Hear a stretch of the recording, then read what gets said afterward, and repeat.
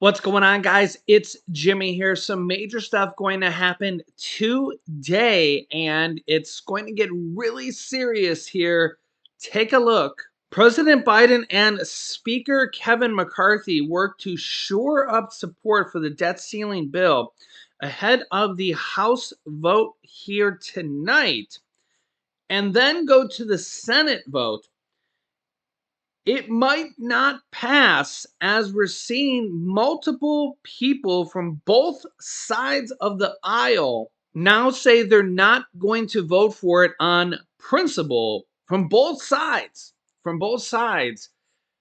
One of which, very notable, is leader of the House Progressive Caucus, Pramila Jayapal, because she is leader of the Progressive Caucus, which is 100 members. And if all 100 members vote for it, or don't vote for it, I should say, they vote no, that's could be enough to kill the deal. Take a listen here. Ali, as the House gets ready to vote, we have news on how the chair of the Progressive Caucus plans to vote. What are you learning? Yeah, Anna, it's notable to hear this now from Chairwoman Pramila Jayapal, who has expressed over the course of these negotiations concern over the fact that Democrats were even having to negotiate to raise the debt ceiling at all. That concern now for Jayapal translating, it seems, into a no vote on this package. What she told me as she was heading into this Democratic caucus meeting behind me was that she is likely a no on this package and that she expects that several of the other members within her Progressive Caucus are also going to be no's for Jayapal. She explained it to me as a way for the progressive side of this caucus to still be able to have credibility with the progressive wing of the Democratic Party, saying in her mind this is not her deal and calling the negotiated deal something from the center right or right wing. Still, when I talked to her about the mood, people coming in and out of this meeting today as they huddle with top White House officials who helped to broker this deal, I asked her why it felt so somber. Listen to what she told me. It feels a little somber down here. It does feel somber because I think people feel like this never should have been the case in the first place. The Republicans, they are extreme. They, should have passed the debt ceiling without all of this. This negotiation could have happened later. And I think people do feel like we're being held hostage. And look, Anna, we're seeing people from both sides of the political seesaw, if you want to call it that. We've got more than 30 House Republicans, many of them from the Conservative Freedom Caucus, saying that they don't want to vote for this deal. We're keeping an active whip count there. And then on the other side of this, we're watching now House progressives come out and say that they don't want to vote for this. What it leaves, though, is a pretty hefty piece of the middle, the moderate wings of both parties. And that's where this deal will ultimately be passed, if it is passed. I know several members were walking out of the meeting behind me saying that they needed to hear from the White House on various things. I know that other parts of the caucus will meet today. The Congressional Black Caucus, for example, will also be having a meeting. They're going to be crucial to see how they vote. So both sides actively whipping their members here as the vote comes just a few hours from now later tonight. Outspoken progressive AOC, Alexandria Ocasio-Cortez, says she's also voting against the debt limit bill. And a choir of no votes from both sides saying they're not going to vote for the deal. In fact, Republican Representative Matt Gaetz says passing the debt deal without a Republican majority would likely trigger an immediate motion to oust Kevin McCarthy as Speaker for the House Representative and also as the Republican representative for the House.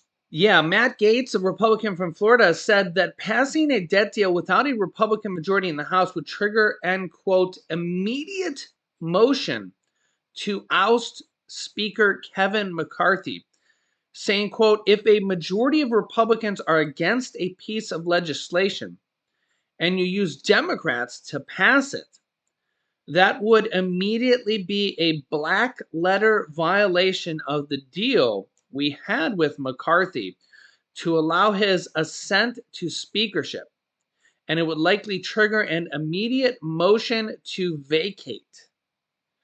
He says, quote, "I think Speaker McCarthy knows that," he added.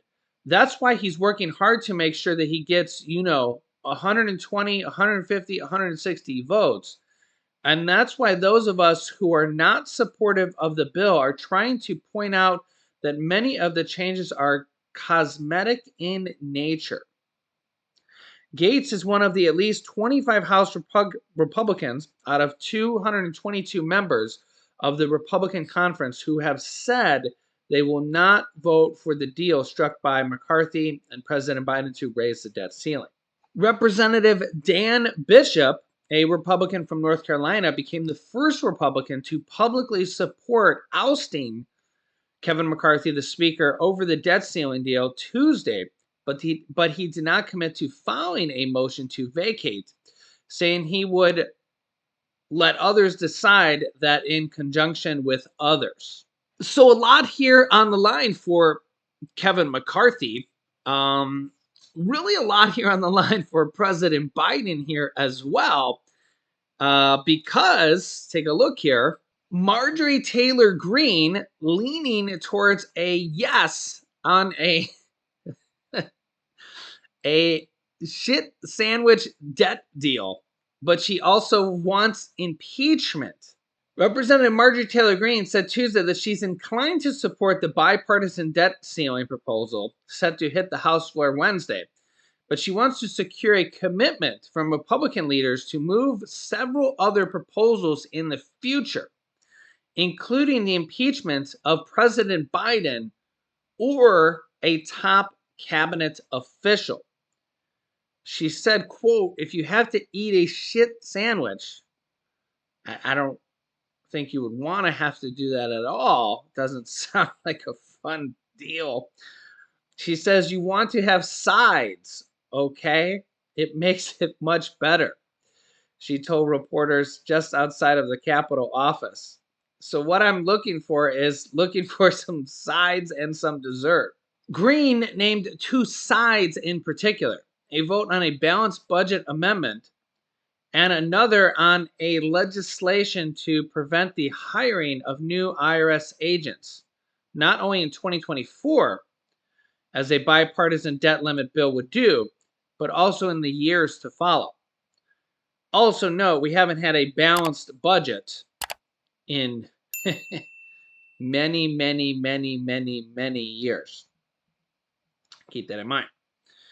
President Biden last year signed legislation providing the IRS with $80 billion over a decade to streamline customer service.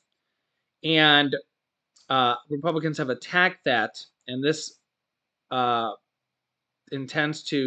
this bill basically, I seen Kevin McCarthy in a previous interview says that this bill will basically repeal all the hiring that they were supposed to do for this year. So basically the IRS will not be hiring any new people for the most part based on what Kevin McCarthy said. So yeah, if you're trying to get through the IRS, you won't be having any more extra there won't be any more extra people there to help with that. Then she named her, quote, beautiful dessert. Somebody needs to be impeached. She singled out Alejandro Mayorkas, the Secretary of the Homeland Secretary Department, the lowest hanging fruit in the eyes of the Republicans, for handling the migrant crisis at the southern border. Also, former President Donald Trump, the frontrunner for the Republican Party, announces something very controversial here, and I want to know your thoughts here on this. Take a look here at this, because I can see both sides of the story, and you could put me on a debate team and I could argue either side of this. Here's what he says here today. Trump pledges to end the birthright citizenship on his first day in office. Here's what this means. Former President Donald Trump is returning his calls to remove birthright citizenship, with his 2024 White House campaign announcing today he would seek to end it via executive order on his first day in office. Trump announced his plan on the 125th anniversary of the United States versus Wong Kim Ark, the Supreme Court case that established the constitutional right to birthright citizenship. So this would actually strike down something in the Constitution and change the Constitution. Okay? So this is where it gets very, very controversial here. Okay?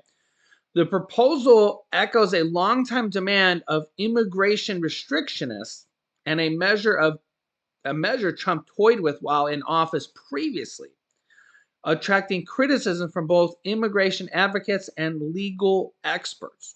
Most experts agree that a president does not have the authority to end birthright citizenship through an executive order, primarily because the practice is enshrined in the Constitution.